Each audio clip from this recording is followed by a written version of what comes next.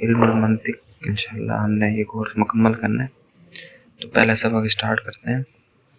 سب سے پہلے تو یہ کہ علم کی تعریف میں بھی اختلاف ہوا ہے، ٹھیک ہے۔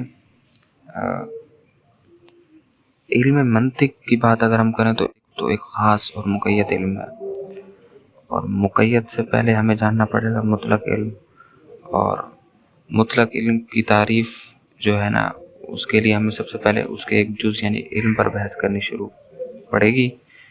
تو حقیقت علم کی اگر ہم بات کریں تو جس کے ذریعے ذہن میں اشیاء کے درمیان امتیاز حاصل ہو، جس کے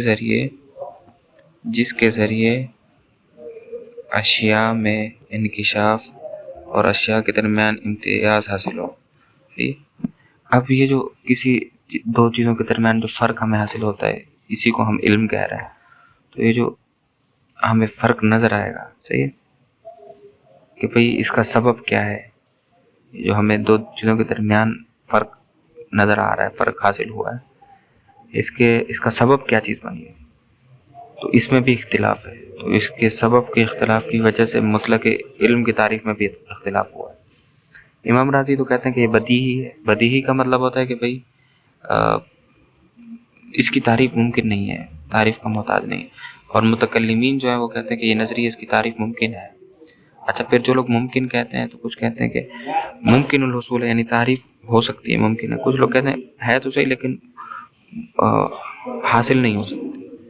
پھر جو بولتے ہیں کہ حاصل ہو سکتی ہے ان کی بھی دو جماعتیں بن جاتی ہیں۔ کچھ بولتے ہیں کہ بھئی آسانی سے حاصل ہو جاتی ہے، کچھ بولتے ہیں مشکل سے حاصل ہو جاتی ہے۔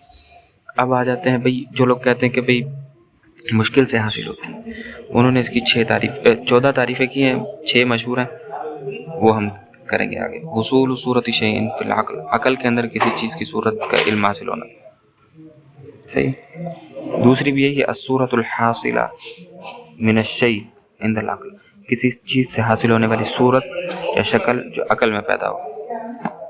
اور الحاضر عند المدرک، یعنی جو ادراک کرنے والا ہو اس کے ادراک کے وقت اس کے حاضر ذہن ہو۔ قبول النفس لتلک الصورہ، انسان کا نفس اس صورت کو قبول کرے۔ الاضافہ الحاصلہ، یعنی کوئی اضافی چیز حاصل ہو۔ تو بین العالم والمعلوم، جو جاننے والا ہے اور جس چیز کو معلوم کیا گیا، ان دونوں میں کوئی چیز جو ہے نا اضافت ہو رہی ہے۔